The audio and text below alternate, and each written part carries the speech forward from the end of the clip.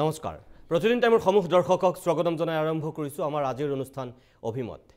আজিৰ অভিমতত আমি মাতৃভাষাক লৈ কিছু কথা পাতিব বিচাৰিছো কাইলৈ 21 ফেব্ৰুৱাৰী এই 21 ফেব্ৰুৱাৰী দিনটোত বিশ্ব মাতৃভাষা দিৱস উদযাপন কৰা হয় 1999 চনৰ ৰাষ্ট্ৰসংঘৰ এখন সমাৱৰ্তন অনুষ্ঠিত হৈছিল আৰু তাৰ পিছত 2000 চনৰ 21 ফেব্ৰুৱাৰীৰ পৰা গোটেই বিশ্বজুৰি বিশ্ব মাতৃভাষা দিৱস উদযাপিত হৈ আহিছে আসলতে বহু পূৰ্বেই বিশ্ব মাতৃভাষা দিৱস উদযাপন হ'ব লাগিছিল বিশ্বত কিন্তু 1999 চনৰ সেই সমাৱৰ্তনৰ পিছতহে ৰাষ্ট্ৰসংঘই সিদ্ধান্ত ল'লে আৰু তাৰ পৰৱৰ্তী সময়ত 2000 চনৰ পৰা সেই ধাৰাবাহিকতা অক্ষুণ্ণ আছে ৰাজ্যখনৰ বিভিন্ন প্ৰান্ততো হয়তো 21 ফেব্ৰুৱাৰীত বিশ্ব মাতৃভাষা দিৱস উদযাপিত হ'ব তেনেকুৱা সময়তেই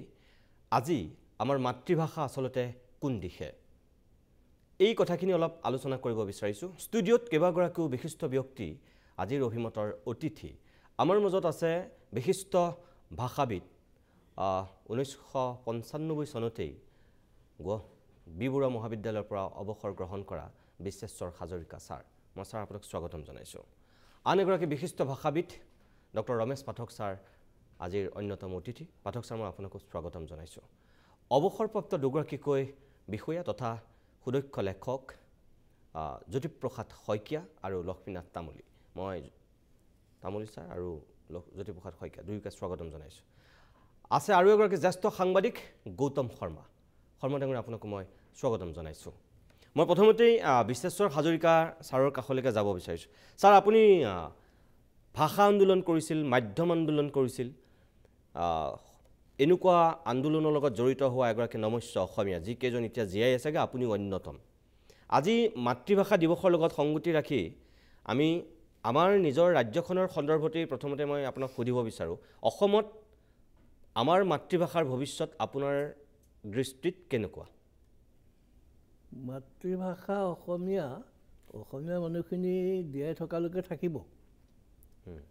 আৰু তাৰ পিছত যদি অসমীয়া মানুহখিনিয়ে নিজৰ ল'ৰা ছোৱালীক ইংৰাজী মিডিয়ামত বা হিন্দী মিডিয়ামত পঢ়ায় আৰু সেই ল'ৰা ছোৱালীবিলাকে যদি অসমীয়া ক'বলৈ অভ্যাস নকৰে বা পাহৰি যায় তেতিয়া ভাষাটো যাবগৈ আৰু কাৰণ ভাষা ব্যৱহাৰৰ দ্বাৰাহে ৰক্ষিত হয় ৰক্ষিত হ'বলৈ হ'লে ভাষাটো ব্যৱহৃত হ'ব লাগিব সেইটো কথা আজি যিটো পৰিৱেশ পৰিস্থিতি আপুনি দেখিছে সেই মাধ্যম আন্দোলন কৰা মানুহ হিচাপে বা ভাষা আন্দোলন কৰা মানুহ হিচাপে আজি অসমত অসমীয়া ভাষাৰ অৱস্থাটো আপোনাৰ দৃষ্টিত কেনেকুৱা অসমীয়া ভাষাৰ অৱস্থাটো এতিয়া মানুহৰ যিটো ভাষাৰ নিজৰ মাতৃভাষাৰ প্ৰতি যিটো আগ্ৰহ থাকিব লাগে সেই আগ্ৰহ আজিকালি অলপ কমি অহা দেখিছোঁ ইয়াৰ উপৰিও আজিকালি ভাষাটো মাতৃভাষা বুলি নহয় কি ভাষা পঢ়িলে ভালকৈ চাকৰি পায় বা চাকৰিত সুবিধা হয় তেনেকুৱাবিলাক বিবেচনাৰে ভাষা অধ্যয়ন কৰা হয় কিন্তু মাতৃভাষা আচলতে সেই বিবেচনাৰে পঢ়িব নালাগে কাৰণ মাতৃভাষাই গোটেই মানুহ এজনৰ চিন্তা শক্তি যুক্তি ইত্যাদিবিলাক বৃদ্ধি কৰাত সহায় কৰে মাতৃভাষাৰ বাহিৰে আন ভাষাত পঢ়া মানুহবিলাকে কেৱল এনেকুৱা কথাখিনিহে মানে আবৃত্তি কৰিব পাৰে মৌলিক কথা ক'ব নোৱাৰে সেই দেখি পৃথিৱীৰ যিমানবিলাক বিখ্যাত লিখক আছে তেওঁলোকে মাতৃভাষাতে সাহিত্য লিখিছে আৰু মাতৃভাষাতে সাহিত্য লিখি বিখ্যাত হৈছে হয় মই আকৌ আপোনাৰ কাষলৈ যাম মই জ্যোতিপ্ৰসাদ শইকীয়া ছাৰৰ কাষলৈ আহিছোঁ যি লক্ষ্য আৰু উদ্দেশ্য লৈ বিশ্বত এতিয়া বিশ্ব মাতৃভাষা দিৱস উদযাপন কৰা হয় আমাৰ দৰে ৰাজ্যবিলাকত ইয়াৰ গুৰুত্ব বা ইয়াৰ মৰ্যাদা আপোনাৰ দৃষ্টিত কেনেকুৱা ভালেই কি বিশ্ব মাতৃভাষা দিৱসনো কেনেকৈ আৰম্ভ হৈছিলে সেই অলপ হিষ্ট্ৰীটো চাব লাগে বোধ হয় ইউনাইটেড নেশ্যনছৰ যিটো ৰিজলিউশ্যন আছে তাত এটা কথা কৈছিলে যে মাতৃভাষা কিয় মানে গুৰুত্ব তাৎপৰ্য কেনেকৈ হ'ল ভাষাই গোটেই ট্ৰেডিশ্যন আৰু মানে ঐতিহ্য পৰম্পৰা সকলো ভাষাৰ যোগেদি আহে গতিকে মাতৃভাষাত যদি শিক্ষা লাভ নহয় বা মাতৃভাষাত যদি পঢ়া শুনা কৰা নহয় তেতিয়াহ'লে হেৰিটো মানে হয়তো মানুহে অলপ ছিন্নমূল ধৰণৰ হৈ যাব পাৰে অসমত এতিয়া অসম এখন বহুভাষিক ৰাজ্য হৈ পৰিছে অসম বুলিয়ে নহয় গোটেই ভাৰতবৰ্ষ এতিয়া বহুভাষিক বিশ্ব মাতৃভাষা দিৱসৰ ৰিজলিউশ্যন এটাই কথা আছিলে যে বহু ভাষা আছে এই বৈচিত্ৰ্য যে এটা ঐশ্বৰ্যহে বৈচিত্ৰ্যটো কিন্তু বিভেদ নহয় সেই বস্তুটো মাতৃভাষা শিকিলে মাল্টিলিংগুৱেল হেৰিটো পাব পাৰে অসমতে হ'ব পাৰে আমি অলপমান যদি চাওঁ কিয়নো হৈছিলে মাতৃভাষা দিৱস কেনেকৈ হৈছিলে এইটো আপুনি জানে এইটো কম নেকি আৰম্ভ কেনেকৈ হৈছিলে যে আমাৰ কাষৰীয়া এখন দেশ নতুনকৈ স্বাধীন হ'ল সেই দেশখনৰ স্বাধীনতাৰ কিন্তু আৰম্ভণিটোৱেই হৈছে ভাষাৰ কাৰণে যুদ্ধ কৰিয়েই হৈছিলে যেতিয়া আপুনি জানে পাকিস্তান সৃষ্টি হ'ল পাকিস্তানৰ জিন্নাই আহি ক'লে যে পাকিস্তানৰ ভাষা হ'ব কেৱল উৰ্দু ভাষা কিয়নো পাকিস্তান মুছলিম দেশ এখন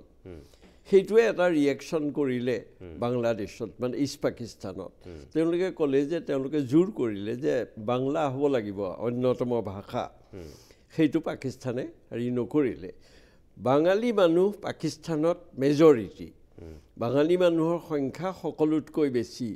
আৰু আধাতকৈ বেছি পাকিস্তানত তেতিয়া বাঙালী মানুহ বাংলাভাষী গতিকে খুব ৰিজনেবল যুক্তিপূৰ্ণ কথা যে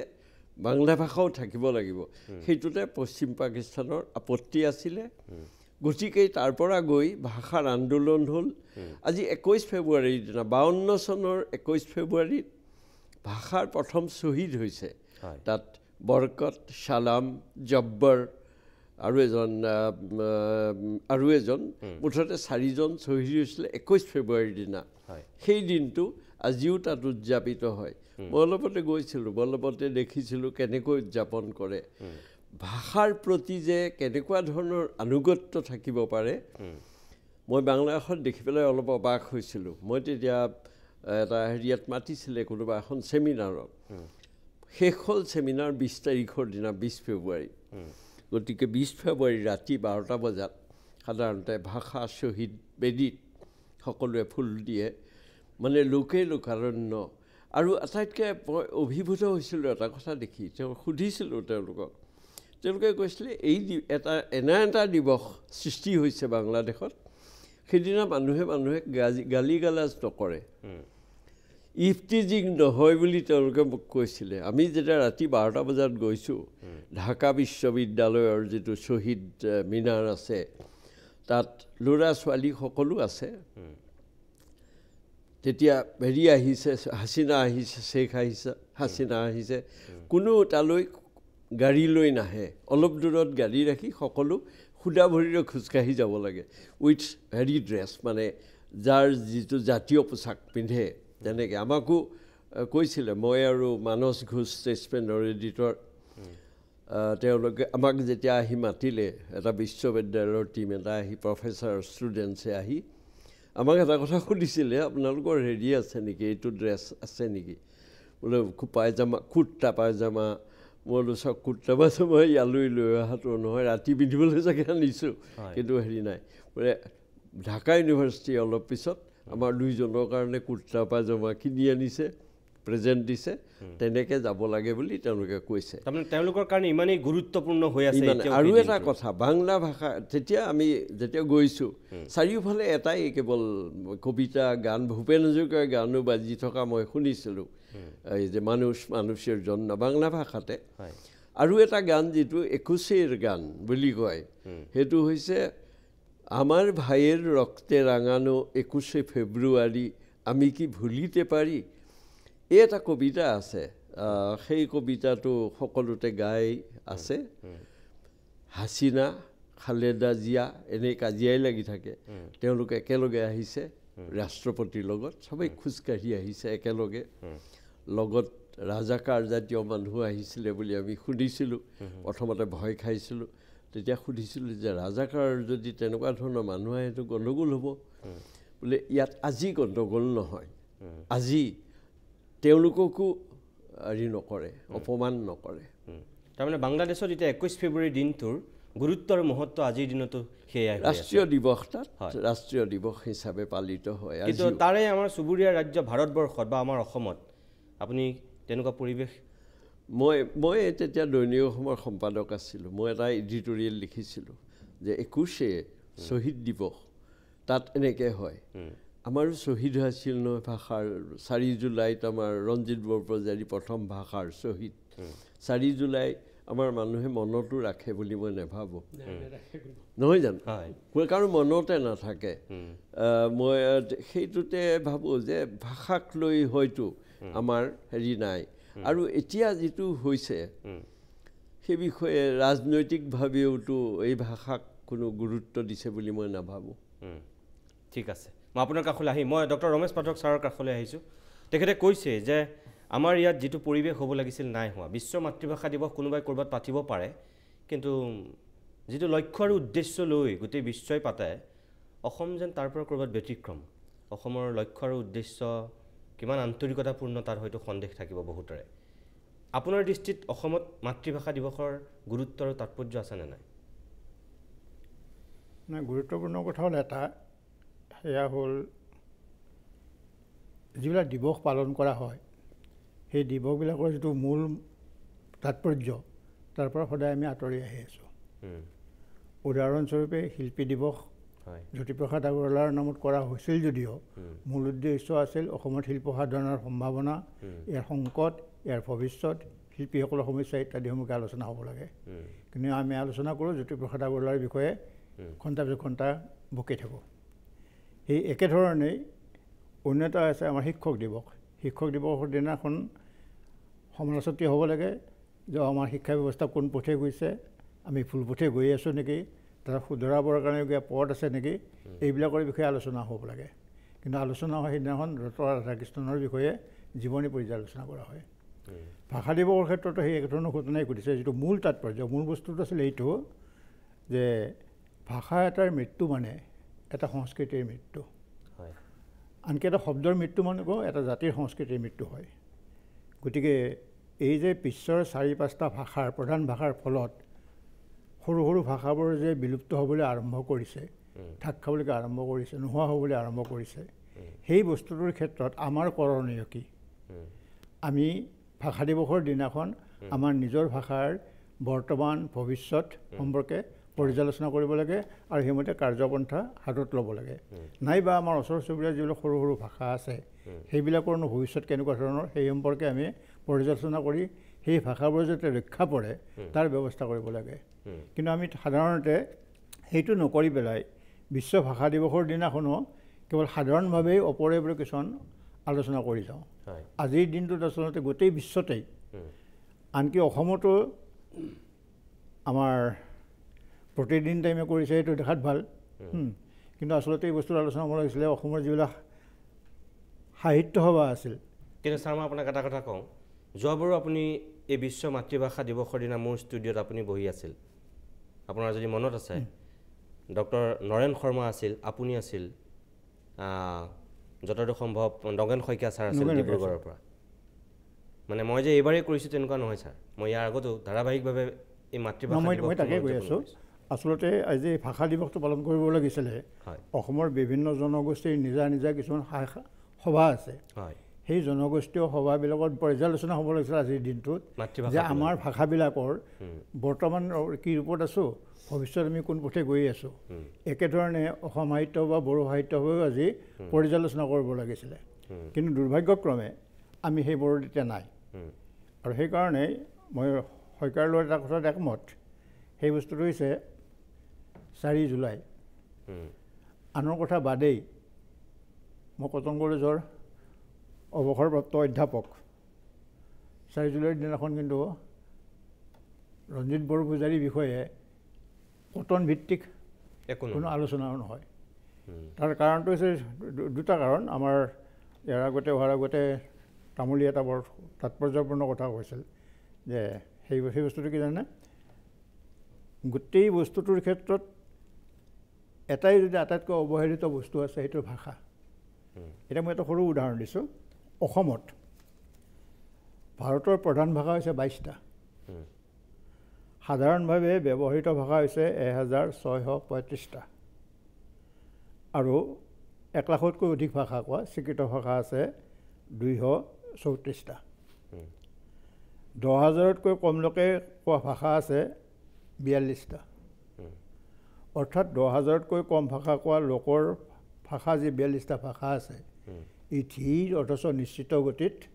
আমাৰ জীৱনৰ পৰা হেৰাই যাবলৈ আৰম্ভ কৰিছে এই ভাষাবিলাকনো কেনেকৈ ৰক্ষা কৰিব পৰা যায় তেওঁলোকৰ চুকেইটা বজাই ৰাখিও আঞ্চলিক অসমীয়া ভাষা বা সংযোগী অসমীয়া ভাষাৰ সৈতে সম্পৰ্ক ৰক্ষা কৰিও এই ভাষাবিলাক ৰক্ষা কৰিব লাগিব এইকাৰণে মই যে অলপ আগতে ক'লোঁ এটা সৰু উদাহৰণ দিছোঁ যদি বেয়া নাপায় সেই বস্তুটো হ'ল অসমীয়া ভাষাৰ এটা শব্দ আছে খৰি দিয়া যদি আজি খৰি দিয়া শব্দটো নোহোৱা হ'ব ধৰিছে এই খৰি দিয়াৰ বস্তুটোৰ লগত অসমীয়া সংস্কৃতি জড়িত আছিল এইটো যে অসমত যদি কোনোবা মৃতক মৰে হিন্দুৰ তেতিয়াহ'লে যাৰ ঘৰত মৃত্যু হয় তেওঁৰ হয়তো আৱেগিক কাৰণত অগ্নিদাহ কৰিবৰ কাৰণে কাষ্ট সংস্কাৰ কৰিবৰ কাৰণে যা যোগাৰ নকৰিবও পাৰে সেইকাৰণে যিটো আত্মীয় জ্ঞাতি স্বজনে লগত একোডালকৈ খৰি লৈ আহিছিল আনি পেলাই এতিয়া এই খৰি দিয়া শব্দটোৰ নোহোৱা হোৱা মানে অসমীয়া হিন্দু সংস্কৃতিৰ পৰা এটা সমৃদ্ধ মানে সংস্কৃতি চিৰদিনৰ কাৰণে হেৰাই যাব গতিকে মই এইকাৰণে কথাটো কৈছোঁ যে ভাষাৰ ক্ষেত্ৰত গুৰুত্বপূৰ্ণ কথাটো আছিলে এইটো আজি ভাষা দিৱসৰ দিনাখন আমি এই বিষয়ে আলোচনা কৰিব লাগে যে অসমীয়া ভাষাৰ কিবা সংকট আহিছে নেকি যিটোক এইটো আমি অসমীয়া ভাষাৰে আলোচনা কৰি আছোঁ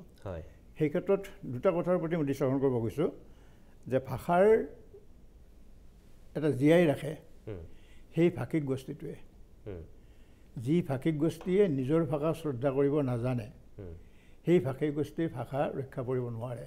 আপোনাৰ দৃষ্টিত অসমীয়া ভাষাৰ প্ৰতি সংকট আহিছেনে নাই সংকট মইতো আগতেই এবাৰ এই প্ৰশ্নতে কৈছিলোঁ যে শতকৰা 80% ওপৰত বেছি সংকট আহিছে মাত্ৰ 10% আশা ৰেঙনি থকা বস্তু আছে এইকাৰণে যে ইউনেস্কোৰ মতেই ভাষা এটা চিৰদিনৰ কাৰণে হেৰাই যাব লাগিলে তাৰ কেইটামান বস্তু এটা আছে সেই বস্তুটো হৈছে যে এটা নিৰ্দিষ্ট ভাষিক গোষ্ঠী থাকিব লাগিব অসমীয়া মানুহৰ আমাৰ চামৰ পাছত নতুন চামৰ মাজত অসমীয়া ভাষাত কথা ক'ব পৰা অসমীয়া ভাষাত লিখিব পৰা অসমীয়া ভাষাত পঢ়িব পৰা মানুহৰ সংখ্যা ভয় লগাভাৱে কমি আহিছে অৰ্থাৎ যদি ভাষিক গোষ্ঠী এটাই নাথাকে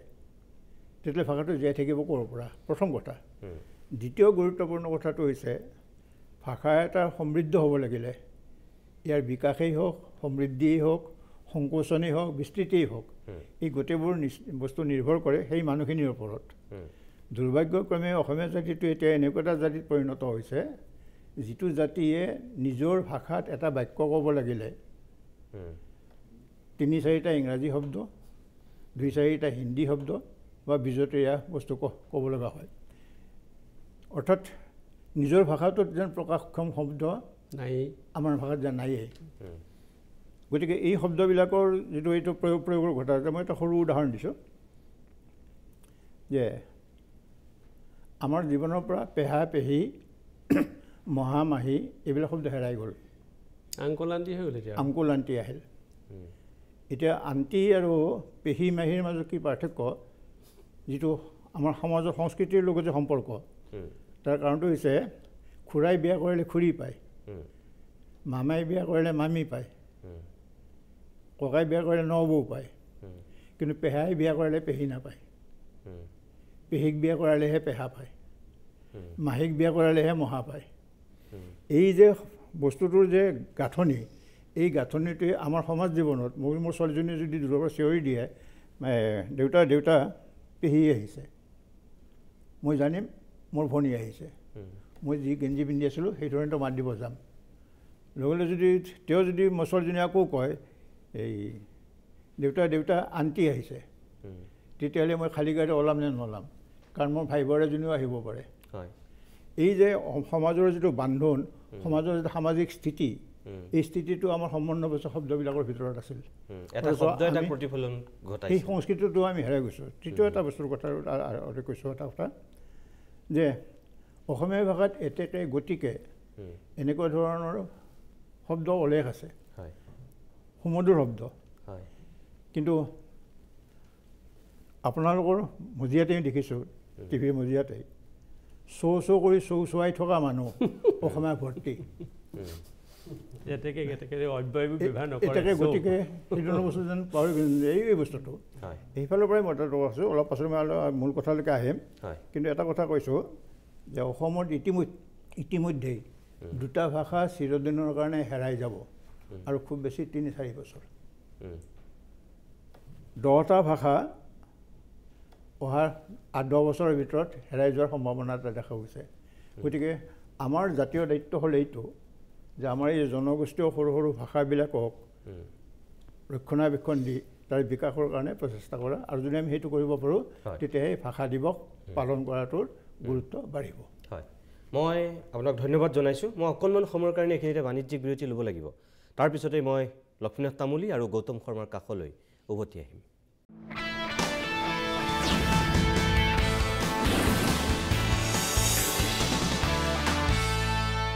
কিছু সময় বাণিজ্যিক বিৰতিৰ পিছত আমি উভতি আহিছোঁ অভিমতৰ পৰৱৰ্তী অংশলৈ আপোনালোকে গম পাইছে 21 ফেব্ৰুৱাৰী বিশ্ব মাতৃভাষা দিৱস আৰু এই মাতৃভাষা দিৱসৰ লগত সংগতি ৰাখি আজি আমি কিছু কথা আলোচনা কৰিছোঁ আমাৰ মাতৃভাষাক লৈ অসমৰ যিবিলাক মাতৃভাষা আছে যিবিলাক জনগোষ্ঠীয় ভাষা আছে সেই ভাষাবিলাকৰ ভৱিষ্যত কেনেকুৱা অতীত কি আছিল আৰু বৰ্তমানটো কেনেকুৱা আৰু ভৱিষ্যত কি হ'ব এই কথাখিনিকে আমি আলোকপাত কৰিব বিচাৰিছোঁ মই লক্ষ্মীনাথ তামুলীৰ কাষলৈ আহিছোঁ বহু লিখাত আপুনি ইতিমধ্যেই নিজৰ চিন্তাখিনি উল্লেখ কৰিছেই তথাপিও মই আপোনাক সুধিছোঁ যে আপোনাৰ দৃষ্টিত আমাৰ মাতৃভাষাৰ ভৱিষ্যত আমাৰ ৰাজ্যখনত কেনেকুৱা সেইটো মই লিখাৰ আমাৰ মাতৃভাষাৰ ভৱিষ্যত একদম নাইকিয়া কাৰণ মই বাৰম্বাৰ কৈ আহিছোঁ যে জাতিটোৱে আত্মহত্যা কৰিবৰ কাৰণে তাৰমানে উৎফুল্লিত হৈ আছে উদ্বাউল হৈ আছে এই জাতিটোক কোনো ৰক্ষা কৰিব নোৱাৰে কাৰণ আজিকালি কোনোবাই কয় যে ব্ৰহ্মপুত্ৰ বৈ থকালৈকে অসমীয়া ভাষা থাকিব অসমীয়া জাতি থাকিব অসমীয়া জাতি মৰি ভূত হ'ব ব্ৰহ্মপুত্ৰ বৈয়ে থাকিব কিন্তু ব্ৰহ্মপুত্ৰৰ সোঁতে অসমীয়া জাতিক জীয়াই ৰাখিব নোৱাৰে এইটো ঠিক আৰু এতিয়া ব্ৰহ্মপুত্ৰ মৰিবলৈ লৈছে লাহে লাহে সেইটো এটা হৈছে আমাৰ কথাটো এনেকুৱা হয় আত্মা অবিনশ্বৰ সেইটো ফৰ্মুলাত যায় তাৰমানে কথাটো যদি আপোনাক মই এনেকুৱাকৈ কওঁ ব্ৰহ্মপুত্ৰৰ বুৱতী সুঁতিটোক লৈ যিধৰণে প্ৰশ্নবোধক চিনৰ হৈছে তেনেকৈ অসমীয়া মানুহৰ একেই কাৰণ আমাৰ অসমীয়া মানুহখিনি প্ৰথম কথা কি আমাৰ ককা আইতাৰ পৰা দেখিছোঁ তাৰমানে যে বিহাৰীৰ লগত বিহাৰী হিন্দী ভাষাৰ লগত হিন্দী তাৰমানে অন্য ভাষা ক'বলৈ বিচাৰে বাঙালীৰ লগত বাঙালী ভাষা ক'বলৈ বিচাৰে ৰিক্সালাটোৰ ভাষাত ক'বলৈ বিচাৰে ঠালালাটোৰ ভাষাত ক'বলৈ বিচাৰে ঘৰত মাছ বেচিবলৈ অহা বাংলাদেশীটোৰ ভাষাত কথা ক'বলৈ বিচাৰে সেই এটা লোকৰ ভাষা কোৱা নিজৰটো এছাৰ্ট কৰিবলৈ নিবিচাৰে প্ৰত্যেকেই এইটো জাতিগত এটা দুৰ্বলতা বুলি ক'ম নে গুণ বুলি ক'ম নে বৈচিত্ৰ্য বুলি ক'ম নে এইটো এটা মানে নষ্ট চৰিত্ৰ বুলি ক'ম মই ক'ব নোৱাৰোঁ কিন্তু এই এইটোতো চৰিত্ৰ আমাৰ অসমীয়া মানুহৰ মাজত আছে গতিকে বিদেশী মানুহ এজন আহিলে মাৰোৱাৰী আহিলে মানে অনা অসমীয়া এজন আহিলে ইয়াত অসমীয়া ভাষা শিকি লোৱাৰ কোনো গৰজেই নাই আমি অসমীয়া তেওঁৰ ভাষাটো ক'বলৈ আমি যত্ন কৰোঁ গতিকে এই জাতিটোৰ মাজত নিজস্বত্ব নিজৰ মানে অস্তিত্ব সম্পৰ্কে নিজৰ সত্তা সম্পৰ্কে কোনো তাৰমানে সচেতনতাই নাইকিয়া গতিকে হেৰাই যাবই লাগে এইটো জাতি এইটো এনেকুৱা নহয় যে আত্মা অবিনশ্বৰ আত্মাকো প্ৰকাশৰ কাৰণে এটা দেহ লাগে জাতিটো প্ৰকাশৰ কাৰণে এটা ভাষা লাগে গতিকে ভাষা মাজতহে জাতিটো প্ৰকাশ হয় যেতিয়া ভাষাটোৱেই নাথাকে কেৱল কথিত ভাষাটো যদি থাকে তেতিয়া দোৱানলৈ অৰ্ধপতিত হ'ল আমাৰ লিখিত সাহিত্য মানে ইমান সমৃদ্ধ ভাষাটো সি দোৱানলৈ অৰ্ধপতিত হ'ব কেইদিন লাগিব কৈছে সাহিত্য সভাই তাৰমানে এই সম্পৰ্কে গা লৰা নাইকিয়া বা বাংলাদেশত 21 ফেব্ৰুৱাৰী মানে পৰম পবিত্ৰ দিন হিচাপে উদযাপিত হৈ আছে কিন্তু আমাৰ ৰঞ্জিত বৰা পূজাৰী 4 জুলাই তাৰিখটো আমাৰ কাৰো মনত নাই কোনো মনত ৰখা তাৰিখ বুলি নাভাবেই কাৰণ ভাষাটো মানে আমাৰ কাৰণে পূজনীয় নহয় সেই চিৰচেনেহী মোৰ ভাষা জননী সেইটো গোৱাতেই আমাৰ শেষ আৰু সেই ভাষাত সেই গানটো যি গাইছে আৰু গোৱাই আছে তেওঁলোকৰ কোনো সতি সন্ততিয়ে কিন্তু অসমীয়া মাধ্যমত নপঢ়ে অসম সাহিত্য সভাৰ কোনো বিষয় ববিয়াৰ সতি সন্ততিয়ে অসমীয়া মাধ্যমত নপঢ়ে তেওঁলোকে অসমীয়া পঢ়াৰ অসমীয়া ভাষা পঢ়ি পেলাই অসমীয়া ভাষাটো ধৰি ৰখা জীয়াই ৰখা দায়িত্ব আনবোৰক দিলে তেওঁলোক গা পাতল কৰি আছে গতিকে এই জাতিটো জীয়াই থাকে বুলি মই কোনো বিশ্বাস নকৰোঁ আৰু এতিয়াতো এইখন চৰকাৰে যিটো কৰিবলৈ দিছে যে বাংলাদেশৰ হিন্দু বাংলাদেশৰ তেওঁলোকৰ যিটো ভাষা প্ৰেম তেওঁলোকে বংকিমচন্দ্ৰ ৰবীন্দ্ৰনাথ ঈশ্বৰচন্দ্ৰ বিদ্যাসাগৰৰ পৰা আৰম্ভ কৰি এইসকলৰ শেষতে মহাচাত্ৰাদেৱীলৈকে এইসকলৰ লিখিত ভাষাটো এৰি সেই সাহিত্যৰ সমৃদ্ধ সাহিত্যৰ ভাষাটো এৰি অসমীয়া ভাষা গ্ৰহণ কৰিব তাৰমানে যিখিনি আনিবলৈ বিচাৰিছে অসমীয়া জাতিৰ মাৰিবৰ কাৰণে যে হিন্দু বাঙালী আনিবলৈ বিচাৰিছে সেই কথাটো কোনেও নুবুজে আমাৰ ৰাজনৈতিক নেতাকেইটা নুবুজে নহয় যে অসমীয়া মানুহো নুবুজে আৰু এটাইতকৈ নুবুজে অসমীয়া মানে ৰাজনীতিককেইজনে যিকেইজনে এটা চিঞৰ বাখৰ লগাই আছে সেই এটাইকেইজন অসমীয়া তাৰ লগত ঢুলীয়াৰ লগত আমাৰ ওজাৰ লগত টেমেকাৰ দৰে চিলাদিত্য তিলাদিত্য কেইটা মানে বলগী আছে মানে আমাৰ কিজনে বলগীছে কাৰণে সেইকেইজনে আখৈ পাইছে যে হিন্দু বাঙালী ইয়ালৈ আনিবলৈ ল'লেই যে অসমীয়া ভাষাটো মৰি শেষ হ'ব নিশ্চিন্ন হৈ যাব কাৰণ ইতিমধ্যেই বাংলা ভাষী মানুহৰ সংখ্যা 34 মান হ'লগৈ অসমত এতিয়া 34 মান হ'ল আনকি অসমীয়া কোৱা মানুহৰ সংখ্যা কিজনী 33 মানে এতিয়া মই আৰু কমিব এতিয়া আৰু কমিব গতিকে তেনেস্থলত মানে বাংলাদেশত এতিয়াও 1,90,00,000 হিন্দু বাঙালী লোক আছে বুলি কোৱা হৈছে বাংলা ভাষী সেই গোটেইখিনিকে যদি আনিবলৈ হয় আলহী আদৰিবলৈ হয় তেতিয়াহ'লে অসমীয়া ভাষাটো থাকিব ক'ত অসমীয়া মানুহ ইয়াত সংখ্যালঘিষ্ঠ হ'ব কালিৰে তাৰমানে ৰাজনৈতিকভাৱেও তাৰমানে দ্বিতীয় পৰ্যায়ত মানে ছেকেণ্ড ক্লাছ চিটিজেন হৈ যাব তেতিয়া হয়তো দুখ আহিব কিন্তু সেই দুখৰ নিবৃত্তি আৰু এই জনমত কেতিয়াও হ'ব বুলি মই নাভাবোঁ মই গৌতম শৰ্মাৰ কাষলৈ আহিছোঁ অলপতে আপোনালোকৰ কাকততে এটা খবৰ ওলাইছে অসমীয়া প্ৰতিদিনতো ওলাইছে এনেকৈ কেইখনমান কাকতত আমি দেখিছোঁ যে এই বছৰ হাইস্কুল শিক্ষান্ত পৰীক্ষাত প্ৰায় 19,107জন পৰীক্ষাৰ্থী হাইস্কুল শিক্ষান্ত পৰীক্ষাত যোৱা বছৰতকৈ এইবাৰ হ্ৰাস পাইছে তাৰ আগৰ কেইবছৰো অলপকৈ হ্ৰাস পাইছিল কিন্তু এইবাৰ পৰিমাণটো বহুত বেছি ইয়ে অসমীয়া মাধ্যমৰ আমাৰ মাতৃভাষা মাধ্যমৰ বিদ্যালয়বিলাকৰ প্ৰতিও এক অশনি সংকেত কঢ়িয়াই আনিছে নেকি সামগ্ৰিকভাৱে বিশ্ব মাতৃভাষা দিৱসৰ লগত সংগতি ৰাখি মই আপোনাক প্ৰশ্নটো কৰিছোঁ মূল বিষয়লৈ যোৱাৰ আগমুহূৰ্তত মই এটা কথা কৈ লওঁ আমাৰ অসমৰ যিসকল মানে ডাঙৰ মানুহ বুলি কওঁ আমি সেই ডাঙৰ মানুহবিলাকৰ বেছিভাগৰে এটা সাংঘাতিক ধৰণৰ ভুল আছে কি ধৰণৰ কথাটো হয় যে অসমীয়া ল'ৰা ছোৱালীয়ে চাকৰি বিচাৰি ঘূৰি ফুৰিব নালাগে ব্যৱসায় কৰিব লাগে কিন্তু মোৰ ল'ৰাটোৱে নহয় আপোনাৰ ল'ৰাটোৱে কৰক অসমীয়া বা যিসকল আমি প্ৰত্যেকেই নিজৰ ল'ৰা ছোৱালীক মাতৃভাষা মাধ্যমৰ বিদ্যালয়ত পঢ়ুৱাব লাগে কিন্তু মোৰ ল'ৰা ছোৱালী নহয় আপোনাৰ ল'ৰা ছোৱালী পঢ়ক আমি আচলতে মানে ৰিস্ক নলওঁ গতিকে এই ধৰণৰ বহুত মানে ডাঙৰ মানুহৰ বহুত ভণ্ডামি কিন্তু আজি লাহে লাহে নতুন যিসকল হেৰি তাৰমানে ল'ৰা ছোৱালী মানে গম পোৱা হৈছে অসমীয়া মাধ্যমৰ বা মাতৃভাষা মাধ্যমৰ সংকটৰ সময়ত মই এই কাৰণে হেৰি তাৰমানে খুব বেছি ভয় খোৱা নাই এই কাৰণে যে 2005 চনৰ পিছত অসমত এনেকুৱা কিছুমান ল'ৰা ছোৱালী আগবাঢ়িছে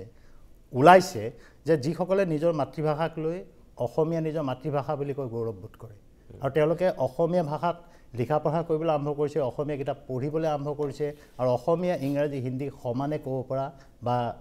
হেৰি দক্ষতা হৈছে এতিয়া যদি আপুনি সেৱাৰ হেৰিটোলৈ যায় তেতিয়াহ'লে তাৰ হেৰিটো বেকগ্ৰাউণ্ডটো চাব লাগিব যে এই সেৱাৰ পৰা যে বিদ্যালয়সমূহ গ'ল সেই পৰিৱেশটো আচলতে ৰজাঘৰেহে সৃষ্টি কৰি দিলে স্বয়ং শিক্ষামন্ত্ৰীয়ে কৈ দিলে যে আমি প্ৰতি বছৰে হয় বাজেটত যে প্ৰতি বছৰে আমি মেক্সিমাম 50খন হেৰি তাৰমানে যদি যায় তাৰমানে সেৱাৰ পৰা আমি CBSE মানে দিম যাবলৈ এই যে হেৰিটো দিলে তাৰমানে সুবিধাটো এইটো মই ভাবোঁ যে এটা বৃহৎ চক্ৰান্তৰ অংশ যে সেৱাখন কেৱল মাতৃভাষা মাধ্যমৰ বিদ্যালয় বুলিয়ে নহয় সেৱাখন আচলতে মোৰ মতে এটা জাতীয় অনুষ্ঠান মাতৃভাষা মাধ্যমৰ বিদ্যালয়সমূহ যিটো নিয়ন্ত্ৰণ কৰে বা মাতৃভাষা মাধ্যমৰ বিদ্যালয়সমূহৰ বৰ্তমান আৰু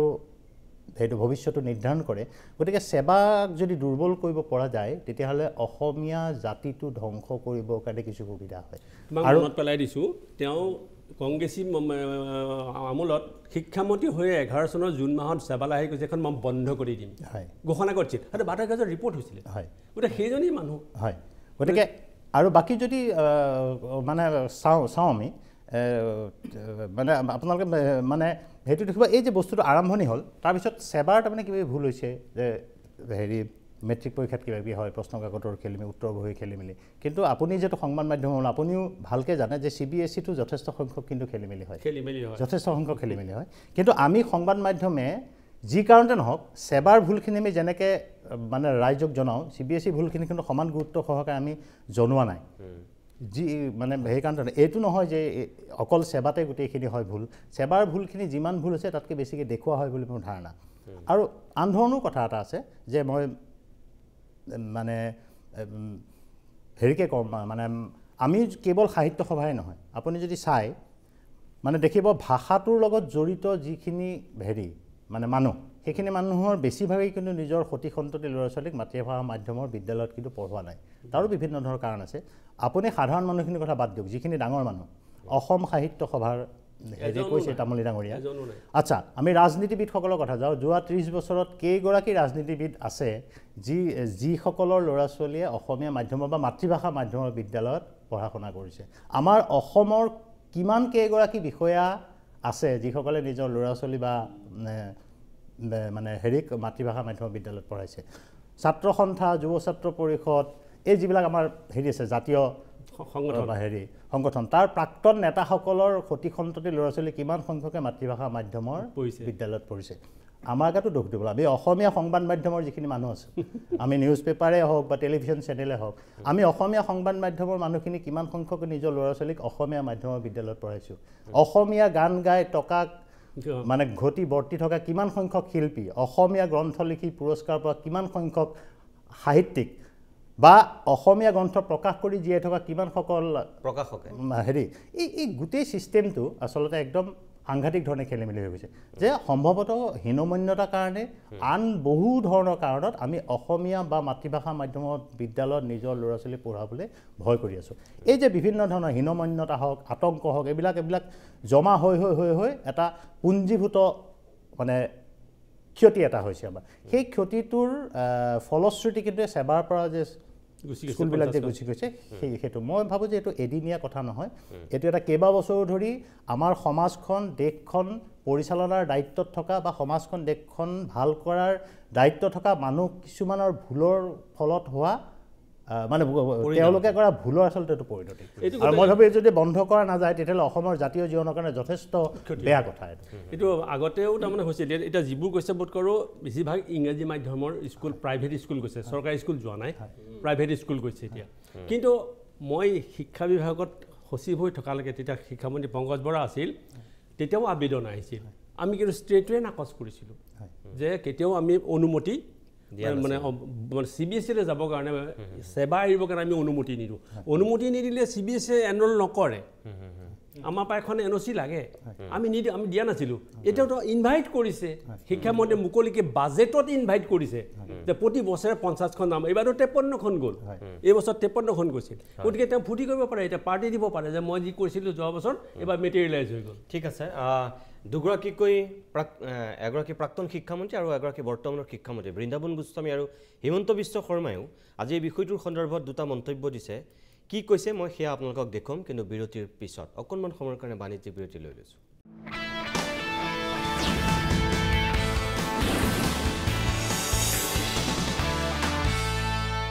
কিছু সময় বাণিজ্যিক বিৰতিৰ পিছত আমি উভতি আহিছোঁ অভিমতৰ পৰৱৰ্তী অংশলৈ এইখিনি মুহূৰ্তত মই প্ৰাক্তন শিক্ষামন্ত্ৰী বৃন্দাবন গোস্বামীয়ে এই মাতৃভাষা দিৱসৰ লগত সংগতি ৰাখি আমি তেখেতক সোধা এটা প্ৰশ্নৰ উত্তৰ তেখেতে কিছু ব্যাখ্যা আগবঢ়াইছে কিদৰে কৈছে চাওক সংখ্যা কমাৰ কাৰণ হৈছে পৰীক্ষাৰ্থী যদি প্ৰাথমিক বিদ্যালয়বিলাকত আমাৰ ছাত্ৰ ছাত্ৰী অন্তৰ্ভুক্ত নহয় তাত যদি আমি এডমিশ্যন দিয়াব নোৱাৰোঁ হাইস্কুলবিলাকত তাৰ প্ৰভাৱ পৰিব হাইস্কুলবিলাকত প্ৰভাৱ পৰাৰ লগে লগে পৰীক্ষাৰ্থীও কমি যাব নিশ্চয় দীঘলীয়া সময় ধৰি এনেবোৰ কাৰণতে আমাৰ এটা পশ্চাদমুখী মানসিকতা গঢ় লৈছে য'ত আমাৰ বিদ্যালয়বিলাকৰ ছাত্ৰ ছাত্ৰীৰ সংখ্যা কমিছে কিন্তু মই আশা কৰিম যে আমাৰ মাতৃভাষাত শিক্ষা লৈও ভৱিষ্যত সুন্দৰ জীৱন গঢ়িব পাৰিব এই বিশ্বাসটো আমি দিব লাগিব অহা কাইলৈ বিশ্ব মাতৃভাষা দিৱস পৃথিৱীত বহুত জাতি নোহোৱা হৈ গৈছে এনেবোৰ কাৰণত গতিকে মই এই অঞ্চলৰ গৰিমাময় অসমীয়া জাতীয় জীৱনৰ যি আমাৰ যিটো চহকী ঐতিহ্য তাৰ ভিত্তিতে আমাৰ ল'ৰা ছোৱালী নতুন জীৱন গঢ়িবই লাগিব আৰু তাৰ কাৰণে মাতৃভাষাৰ বিদ্যালয়সমূহক মই আনকি বাংলাভাষী হওক মিচিং হওক বড়ো হওক আনকি চাহ বাগিচাৰ ক্ষেত্ৰতো তেওঁলোকৰ যিটো থলুৱা ভাষা তাতো আমি বিদ্যালয়সমূহত প্ৰাথমিক বিদ্যালয়ৰ কিতাপ পত্ৰ সেইবিলাক অন্তৰ্ভুক্ত কৰিছিলোঁ গতিকে প্ৰকৃত যিটো নলেজ জ্ঞান অৰ্জনৰ কাৰণে মাতৃভাষাৰ প্ৰয়োজনীয়তাটো অপৰিহাৰ্য আৰু সেইকাৰণেই জ্ঞানলব্ধ মানুহ সৃষ্টিৰ কাৰণে আমি ইয়াত জোৰ দিব লাগিব। মই এইটো নকওঁ যে আমাৰ ল'ৰা ছোৱালীয়ে অন্য ভাষা নিশিকিব, শিকিব। পৃথিৱীৰ সকলো দেশে দেশে নিজস্বতা আছে, আমাৰ নিজস্বতা আছে। একে সময়তে আন ভাষাবিলাকো সুন্দৰভাৱে শিকক। আমাৰ বিদ্যালয়সমূহত আজি যিটো বিশ্বায়ন হৈছে, এখন গ্ল'বেল ছ'চাইটিৰ কাৰণে মানুহ আগবাঢ়িছে, তাত নিজৰ ভাষা নিজৰ সংস্কৃতিক লৈও তেনেবোৰ নতুনত্বৰ লগত পৰিচয় আমাৰ ল'ৰা ছোৱালীক কৰি দিব পাৰিম। কিন্তু আজি যিটো ওলোটা দিশত গতি কৰিছে সেইটো দুৰ্ভাৱনা আৰু দুৰ্ভাগ্যজনক। গতিকে মোৰ বিশ্বাস যে অভিভাৱকসকলে এটা অনুভৱ কৰিছে যে সেৱাৰ পাঠ্যক্ৰম, সেৱাৰ যোগেদি যিবিলাক আমাৰ চৰকাৰী বিদ্যালয়, এই বিদ্যালয়বিলাকৰ শিক্ষাৰ মানদণ্ড কমি গৈছে আৰু সেইকাৰণে তেওঁলোকে এটা প্ৰতিযোগিতামূলক ভৱিষ্যত জীৱনৰ কাৰণে ল'ৰা ছোৱালীক মানুহ কৰাৰ এটা মানসিকতা লৈ তালৈ গৈছে। কিন্তু ইয়াৰ কাৰণে ভাল দিন হ'ব বুলি মই নাভাবোঁ। গতিকে নিজৰ ঐতিহ্য, নিজৰ অহা দিনবিলাকত নিজক গঢ়ি দিবৰ কাৰণে স্থানীয়তাবাদৰ মাজেৰেই আমি গঢ় দিব পাৰিম। সেয়া আছিল বৃন্দাবন গোস্বামীৰ ব্যাখ্যা কিয় ছাত্ৰ ছাত্ৰীৰ সংখ্যা আমাৰ অসমীয়া মাধ্যমত হ্ৰাস পাইছে বা কিয় এইবাৰ প্ৰায় 20,000 ছাত্ৰ ছাত্ৰীৰ সংখ্যা হাইস্কুল শিক্ষান্ত পৰীক্ষাত কমিলে। তেখেতক সোধোতেনে এনেকৈ তেখেতে ব্যাখ্যা আগবঢ়াইছিল। কিন্তু ইয়াৰ বিপৰীতে বৰ্তমানৰ শিক্ষামন্ত্ৰী হিমন্ত বিশ্ব শৰ্মাক যেতিয়া আমাৰ সাংবাদিকে প্ৰশ্ন কৰিছিল, তেখেতে এই বিষয়টোৰ সন্দৰ্ভত বিশেষকৈ সেৱাৰ পৰা CBSE-লৈ 53খন বিদ্যালয় যোৱাৰ সন্দৰ্ভত বা অসমীয়া মাধ্যমৰ বিদ্যালয়ৰ সন্দৰ্ভত তেখেতৰ বক্তব্য কি আছিল সেয়া চাওক এবাৰ। সেৱাৰ পৰা CBSE যোৱাটোতো এটা স্বাভাৱিক প্ৰক্ৰিয়া। যদি আজিকালি গোটেই ভাৰততে বিদ্যালয় CBSE-ত গৈছে আৰু CBSE যাব খোজে প্ৰতিযোগিতামূলক পৃথিৱীত, এইটো ব্যক্তিগত স্বাধীনতা, এইটো আপুনি কেনেকৈ ধৰি ৰাখিব? আজি CBSE-ত আপোনাৰ ল'ৰা CBSE-ত পঢ়ে, 10জনৰ ল'ৰা CBSE-ত পঢ়ে, CBSE-ত গ'লে ভাল মাৰ্কছ পায় বা তেওঁলোকৰ মানদণ্ড উন্নত বা তেওঁলোকে ইংৰাজী মাধ্যমত পঢ়িব খোজে। এতিয়াতো তেলেংগানাত 5,000 প্ৰাথমিক বিদ্যালয় ইংৰাজী মাধ্যমলৈকে গুচি গ'ল। UP-ত গভৰ্ণমেণ্টে স্কিম এৰি দিছে যে পঞ্চায়তে যদি বিচাৰে ইংৰাজী মাধ্যমত যাব পাৰে। গতিকে ইংৰাজী মাধ্যমলৈকে যোৱাটো এটা প্ৰৱণতা। এতিয়া সেই প্ৰৱণতাটোক আমি কেনেকৈ বাধা দি ৰাখিব পাৰিম? 28,000 ছাত্ৰ ছাত্ৰীৰ সংখ্যা বাঢ়িছে চৰকাৰী স্কুলত। এই বছৰ যিটো তথ্য 28,000 এডমিশ্যন এইবাৰ বাঢ়িছে। সেয়া আছিল বৰ্তমানৰ শিক্ষামন্ত্ৰী ডক্টৰ হিমন্ত বিশ্ব শৰ্মাৰ বক্তব্য। মই ৰমেশ পাঠক ছাৰক এটা কথা কওঁ যে আমাৰ শিক্ষামন্ত্ৰীগৰাকীয়ে যিটো কথা কৈছে, কেৰালাত কিন্তু ইয়াৰ ওলোটা তথ্যহে ওলাইছে। আমাৰ শিক্ষামন্ত্ৰীয়ে কেৰালাৰ কথাটো কোৱা নাই। কেৰালাত প্ৰায় 1,24,000 ছাত্ৰ ছাত্ৰী ব্যক্তিগত খণ্ডৰ পৰা চৰকাৰী বিদ্যালয়লৈ তেওঁলোক ওলোটাই ট্ৰেন্সফাৰ লৈছে বা গুচি আহিছে। এইটো কেৰালাত এনেকুৱা ঘটনা সংঘটিত হৈছে। তাৰমানে তেখেতে যিটো কথা কৈছে এইটো গোটেই ভাৰতজুৰি হোৱা প্ৰৱণতা বুলি কৈছে। যদি CBSE-য়ে পাৰে তেনেহ'লে আমাৰ সেৱাই বা আমাৰ মাতৃভাষা মাধ্যমৰ বিদ্যালয়বিলাকে বা যিবিলাক ৰাজ্যিক ভাষাৰ আছে সেই মাধ্যমৰ বিদ্যালয়বিলাকে বা সেই চৰকাৰবিলাকে নোৱাৰাৰ অসুবিধাটো ক'ত, গণ্ডগোলটো ক'ত? তাৰমানে আপোনাক সুধিছোঁ। মই দুইটা ভাষাৰ এইটো কথাকে শুনিলোঁ। প্ৰথম কথা হৈছে এটা, CBSE-লৈকে ল'ৰা ছোৱালী যাবই, সেইটো তেওঁলোকৰ ব্যক্তিগত অধিকাৰ। সেই বিষয়ত আপত্তি কৰিবলগীয়া একো নাই। অনুষ্ঠানটো ব্যক্তিগত অধিকাৰৰ ভিতৰত পৰে নে নপৰে? এখন বিশেষ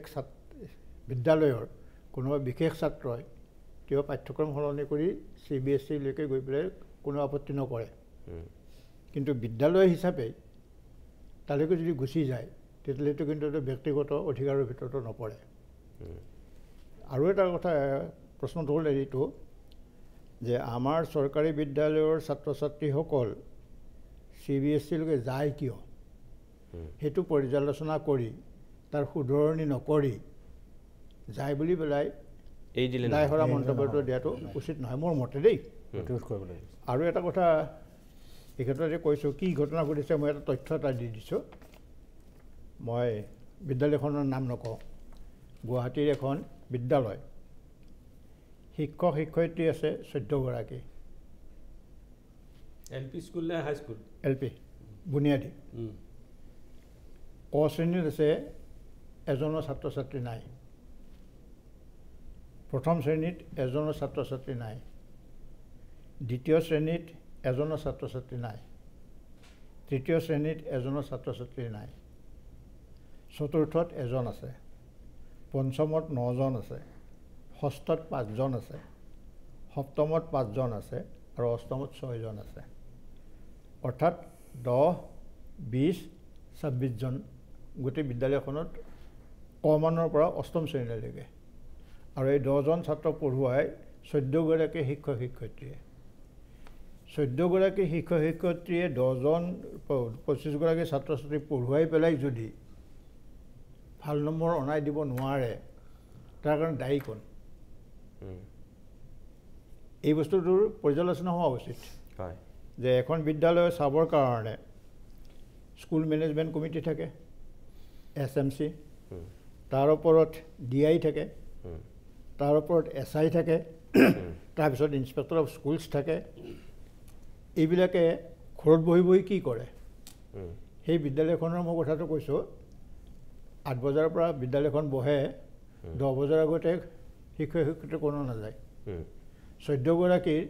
আজি যদি 3গৰাকী, কাইলৈ বাকী 3গৰাকী, বাকী 3গৰাকী পাল পাতি মেলি যায়, তেনেকৈ গৈ আছে। অথচ দৰমহাটো কিন্তু গৈ আছে। 14গৰাকী ছাত্ৰ ছাত্ৰী পঢ়ুৱাবৰ কাৰণে, 14গৰাকী শিক্ষক শিক্ষয়িত্ৰীৰ দৰমহা দিবৰ কাৰণে 25গৰাকী ছাত্ৰ ছাত্ৰী পঢ়ুৱাই,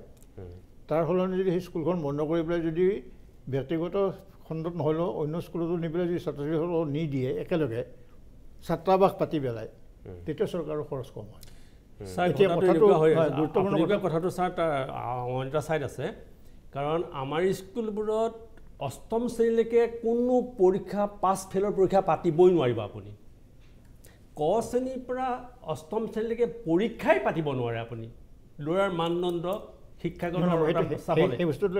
ৰ'ব। গতিকে তলত যেতিয়া তেনেকৈ আহে, গোবৰে জাবৰে গোটেইখিনি ওপৰলৈ যায়, যাবলৈ সুবিধা এটা কৰি দিছে। গতিকে ওপৰত গৈ তাৰমানে মেট্ৰিকত ল'ৰাখিনি কেনেকৈ পাছ কৰিব কওক, কেনেকৈ আপুনি ভাল ৰিজাল্ট কৰিব? এতিয়া শেহতীয়াকৈ কেন্দ্ৰীয় চৰকাৰে কৰিবলৈ গৈছে যে পৰীক্ষা ছিষ্টেমটো ৰিইণ্ট্ৰডিউচ কৰিব লাগে। এতিয়া ইমান বছৰ গোটেই সমাজ ব্যৱস্থাটো ধ্বংস কৰাৰ পাছত, মানে চৰকাৰীখনৰ শিক্ষা ব্যৱস্থা ধ্বংস কৰাৰ পাছত এতিয়া চৰকাৰৰ চেতনা আহিছে যে পৰীক্ষা ছিষ্টেমটো ইণ্ট্ৰডিউচ কৰা ভাল। গতিকে সেই দিশটোলৈ মই আহিছোঁ। নহয়, আপুনি কৈছে যে এই যে 11জন ছাত্ৰ ছাত্ৰীক 14জনে পঢ়ায়, 14জন তেনেকৈ স্বয়ং দ্ৰোণাচাৰ্য পৰশুৰামক আনি দিয়া হ'লেও তাৰমানে সেইবোৰ ল'ৰা ছোৱালী কোনো ভাল কৰিব নোৱাৰে, কাৰণ তাৰ গোটেই বেছিকটোৱে বেয়া। আপুনি জানে এইটোলৈকে পঢ়ালৈ ৱাক অসক কোনখিনি একাদিক্ৰমে গাব নোৱাৰে নহয়, তাতো গতিকে শিকাই নাই তাৰমানে তাত।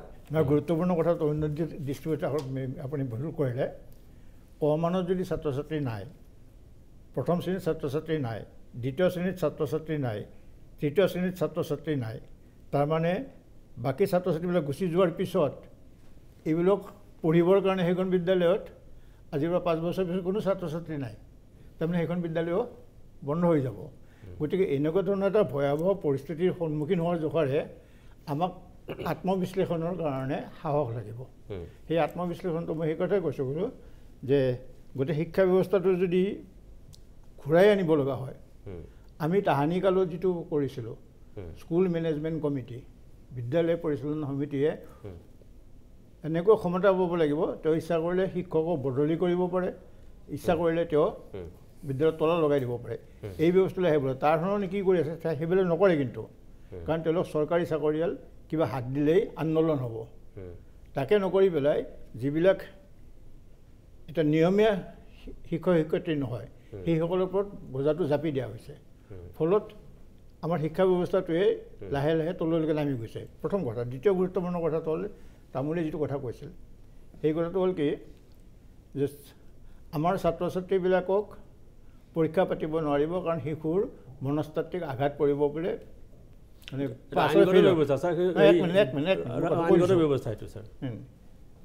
তেতিয়াহ'লে এইটো শিশুৰ মৌলিক অধিকাৰৰ ভিতৰত পৰিল। সেইকাৰণে চৰকাৰী বিদ্যালয়বিলাকত পৰীক্ষা নাপাতে। একেজন শিশুৱে ৰাস্তাটোৰ সিপাৰত ব্যক্তিগত খণ্ডত পৰীক্ষা দিয়ে, সেই শিশুটো মৌলিক অধিকাৰ নাই নেকি? তেওঁৰ ক্ষেত্ৰত যদি পৰীক্ষা পাতিলে মনস্তাত্ত্বিক আঘাত পৰে, তেওঁৰ ক্ষেত্ৰতো পৰিব লাগিছিল। গতিকে দুটা সমান্তৰাল শিক্ষানীতি অসমত চলি আছে কেনেকৈ ইয়াতে মই বিশ্বেশ্বৰ হাজৰিকা ছাৰক সেই কথাটোকে সুধিব বিচাৰিছোঁ এতিয়া ধৰক ব্যক্তিগত খণ্ডৰ বিদ্যালয়ৰ যিটো উত্থান হৈছে তাত আমাৰ অসম মানুহৰ বহুতখিনি পইচা খৰচ হয় চৰকাৰী বিদ্যালয়তকৈ তাত বহুতখিনি টকা পইচাৰ প্ৰয়োজন হয় আপুনি একেবাৰে ড্ৰেছ পোছাক কিনাৰ পৰা কিতাপ পত্ৰলৈকে যদি আপুনি চাই গাড়ী ঘোঁৰা সকলোখিনিতে মানে ব্যক্তিগত খণ্ডৰ বিদ্যালয়ত যথেষ্টখিনি খৰচ কৰে কিন্তু তাৰপিছতো মানুহ আপোনাৰ সেই খৰচ কৰিবৰ কাৰণে ৰাজি কষ্ট কৰি হ'লেও হাজিৰা কৰি হ'লেও তেওঁ ব্যক্তিগত খণ্ডৰ বিদ্যালয়ত পঢ়াবৰ কাৰণেই সাজু হয় বা এই ইংৰাজী মাধ্যমৰ যিটো প্ৰৱণতা আহিছে সেইটো আপোনাৰ গোটেই পৃথিৱীজুৰি অহা এটা সমস্যা এইটো অকল অসমত যে হৈছে তেনেকুৱা নহয় কিন্তু আমাৰ এনেকুৱাও মানুহৰ সংখ্যা বৃদ্ধি পাইছে যাৰ নিজৰ সন্তানে অসমীয়া ক'ব নাজানে বুলি কৈ গৌৰৱ কৰে এতিয়া এই যিটো মানসিকতা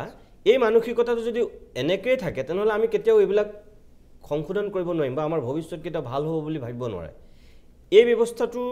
আপুনি পৰিৱৰ্তন আনিবৰ কাৰণে কোনটো ৰাস্তাৰে যোৱাটো আপুনি পৰামৰ্শ দিয়ে কি কৰা উচিত অসমীয়া মানুহে অসমীয়া মানুহে নিজৰ ভাষা বা নিজৰ জাতীয়তা লৈ যদি গৌৰৱবোধ কৰিব নোৱাৰে বা নোখোজে পৰিকল্পিতভাৱে নোখোজে তেতিয়াহ'লে তাৰ কোনো উপায় নাই অসমীয়া মানুহে নিজৰ ভাষা সাহিত্য ইত্যাদিৰ কাৰণে দৰকাৰ পৰিলে হেৰি কৰিব লাগিব পৰিশ্ৰম কৰিব লাগিব কাৰণ অসমীয়া মানুহৰ যিটো ট্ৰেডিশ্যন আছে যে মানে অসমীয়া ভাষাৰ কাৰণে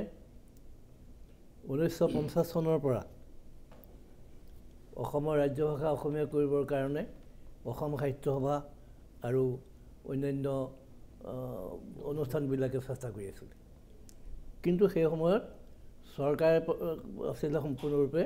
অসমীয়া ভাষা বিৰোধী আনকি বিমলা চলিহা ডাঙৰীয়াই কৈও দিছিলে যে সংখ্যালঘুৱে নিবিচাৰিলে অসমীয়াক ৰাজ্য ভাষা কৰা নহ'ব সংখ্যালঘুৱে বিচাৰিব লাগিব তেনেকুৱা এটা সুন্দৰ কথা আমাৰ বিমলা চলিহা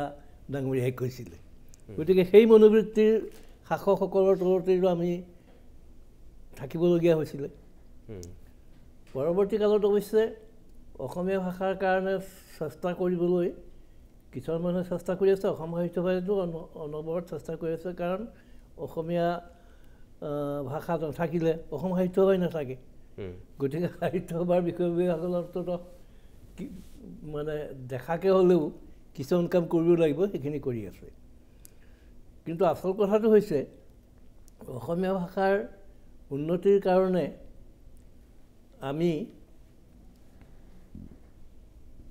কি কৰিছোঁ আমি যেতিয়া তাহানিখন প্ৰাথমিক বিদ্যালয়ত পঢ়িছিলোঁ আমি অসমীয়া ভাষাতে পঢ়িছিলোঁ আৰু তাৰপিছত যেতিয়া আমি হাইস্কুলত পঢ়িলোঁ অসমীয়া মিডিয়ামতে পঢ়িলোঁ আৰু সেই অসমীয়া মিডিয়ামত পঢ়াৰ কাৰণে মোৰ ব্যক্তিগতভাৱে কিবা ক্ষতি হৈছে বুলি মই এতিয়াও নাভাবোঁ কাৰণ মই ইংৰাজীত প্ৰবন্ধ লিখোঁ অসমীয়াটো লিখোৱেই আৰু অল ইণ্ডিয়া কনফাৰেঞ্চবিলাকত ইংৰাজীৰে তৰ্ক বিতৰ্ক কৰোঁ সেইটো একো অসুবিধা হোৱা নাই গতিকে অসমীয়া মিডিয়ামত পঢ়িলেই যে ইংৰাজী নাজানিব এনে কোনো কথা নাই ইংৰাজী জনাটো সেইটো ব্যক্তিগত অধ্যয়নৰ কথা আছে এজন মানুহে অসমীয়া মিডিয়ামত পঢ়ি আহিলে সংস্কৃতটো বেয়া হ'ব পাৰে ইংৰাজীটো বেয়া হ'ব পাৰে কিন্তু যিজন মানুহে সংস্কৃতত ভাল তেওঁ মানে সংস্কৃতৰ কাৰণে চেষ্টা কৰিছে কাৰণেহে ভাল হৈছে গতিকে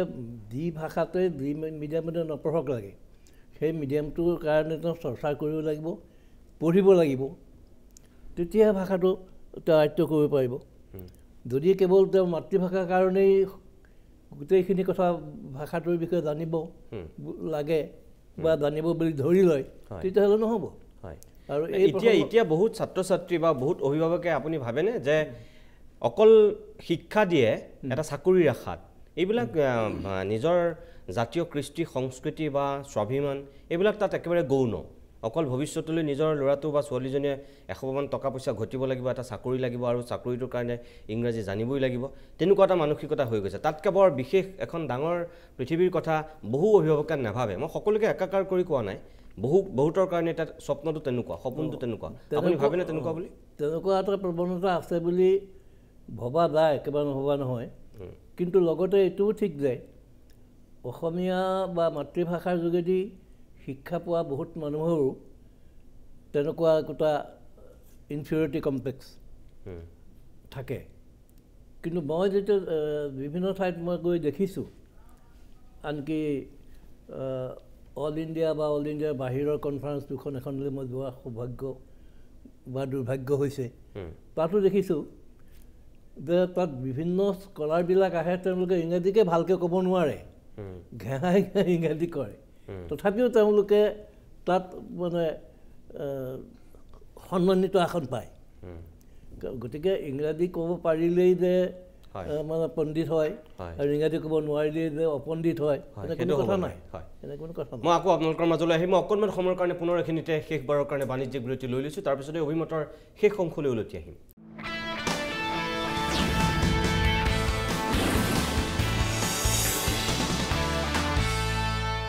কিছু সময় বাণিজ্যিক বিৰতিৰ পিছত আমি শেষ অংশলৈ উভতি আহিছোঁ। মই পোনে পোনে লক্ষ্মীনাথ তামুলী, মই আপোনাৰ কাষলৈকে আহিছোঁ। শিক্ষামন্ত্ৰী ডক্টৰ হিমন্ত বিশ্ব শৰ্মাই যিটো কথা কৈছে যে তেওঁ কৰিবলগীয়া একো নাই, কোনোবা যাব বিচাৰিলে সেইটো তেওঁলোকৰ সিদ্ধান্ত,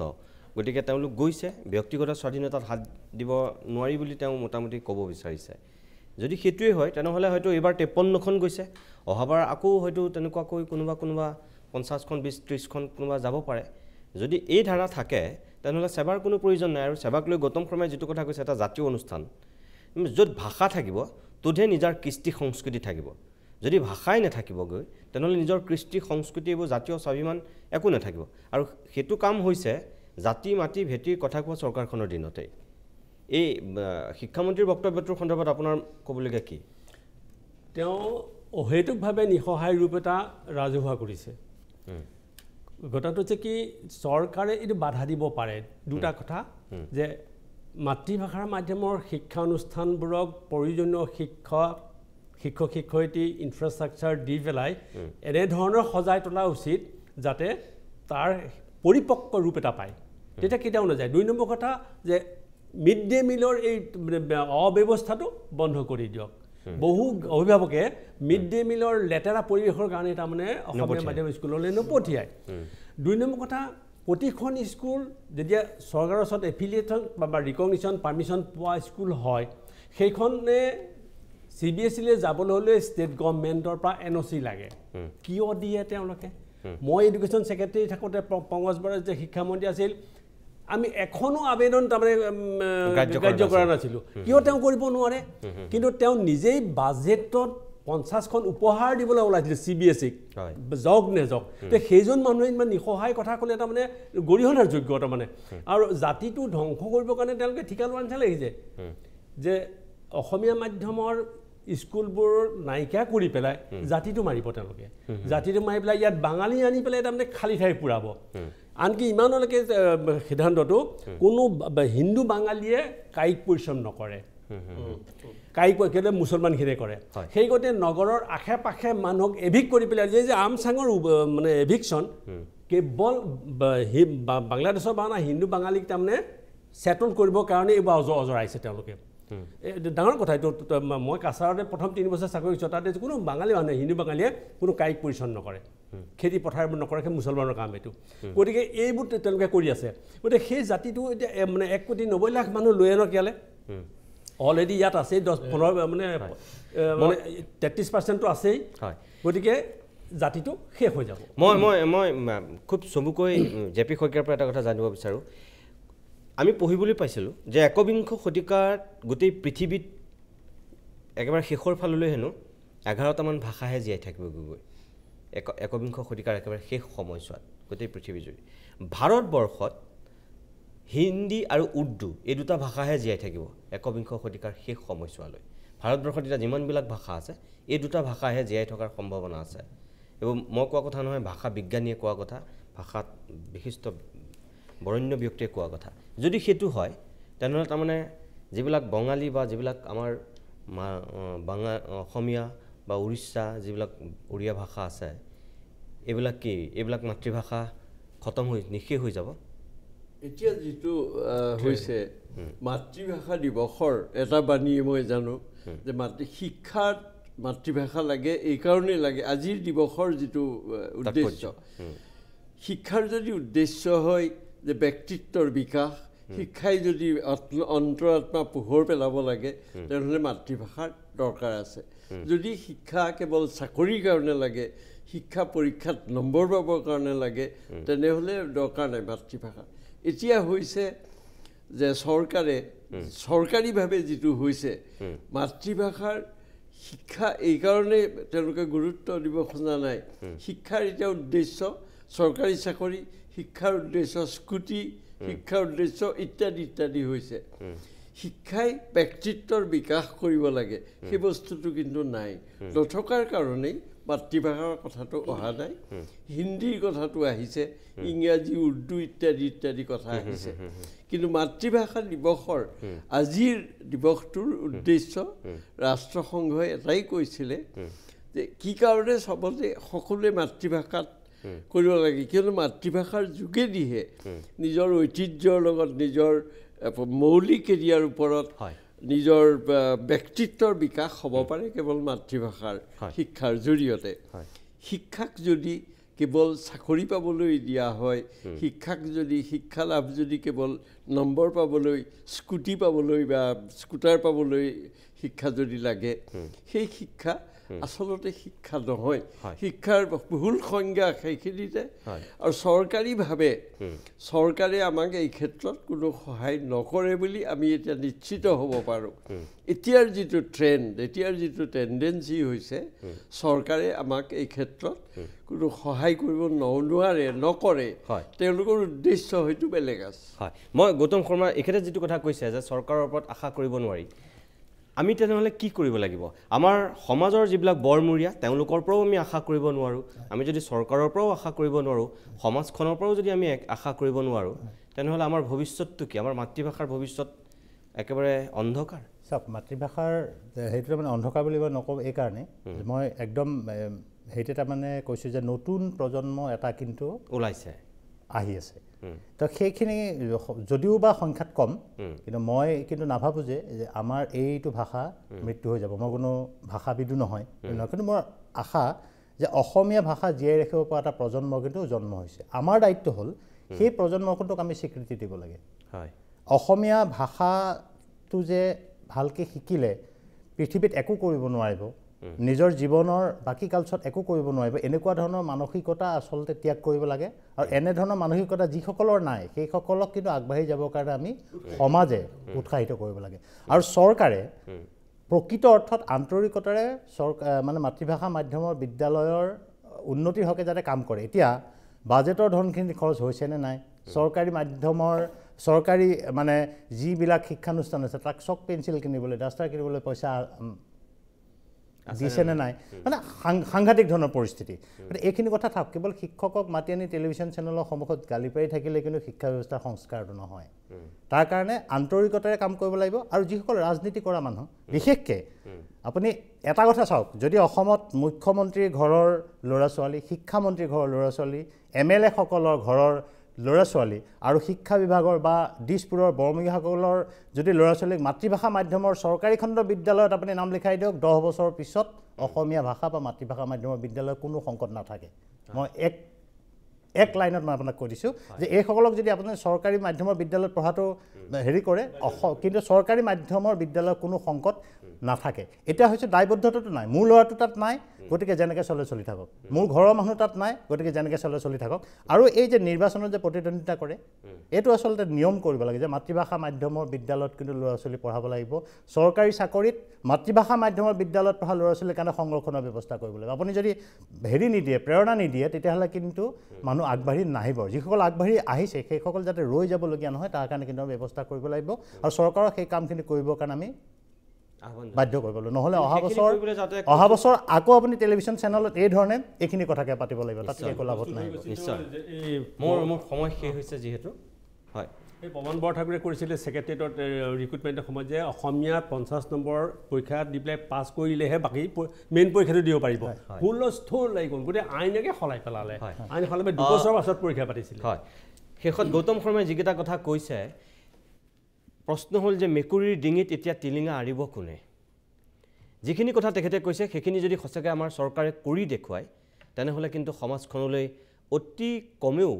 5 বা 10 বছৰৰ ভিতৰতেই এটা পৰিৱৰ্তন আহিব আমি আকৌ কৈছোঁ যে ভাষা জীয়াই থাকিলেহে নিজৰ কৃষ্টি সংস্কৃতি এইবিলাক জীয়াই থাকিব যদি ভাষাই জীয়াই নাথাকে তেনেহ'লে জাতীয় ঐতিহ্য পৰম্পৰা কৃষ্টি সংস্কৃতি এইবিলাক কোনে ধৰি ৰাখিব কেনেকৈ জীয়াই থাকিব সেই কথাবিলাক কোনে ভাবিব এটা শক্তিশালী মন আৰু এক কঠোৰ সিদ্ধান্ত ল'ব পৰা এখন চৰকাৰ আমাক লাগে আমাৰ মুখ্যমন্ত্ৰীগৰাকীৰ গাত যিহেতু তেনেকুৱা গুণ বহু মানুহে দেখা পায় তেওঁ দিনতেই যদি এই কামখিনি সম্ভৱ হয় তেনেহ'লে হয়তো আমি এনেকুৱা কথাবিলাক বাৰে বাৰে আলোচনা কৰি থাকিব নালাগিব গৌতম শৰ্মাই যিখিনি কথা কৈছে এতিয়াও সময় শেষ হোৱা নাই আমাৰ এই চৰকাৰখনে যদি অনাগত দিনত তেনেকুৱা কিছু কঠোৰ পদক্ষেপ লৈ সমাজলৈ বাৰ্তা দিয়ে তেতিয়াহ'লে হয়তো এক পৰিৱৰ্তন আহিব আৰু মাতৃভাষা দিৱসৰ উদযাপনৰ এটা আমাৰ ৰাজ্যখনৰ দৰে মানুহৰ মাজত গুৰুত্ব থাকিব বুলি আমি আশা কৰিব পাৰোঁ আজিৰ অভিমত ইমানতে সামৰিছোঁ নমস্কাৰ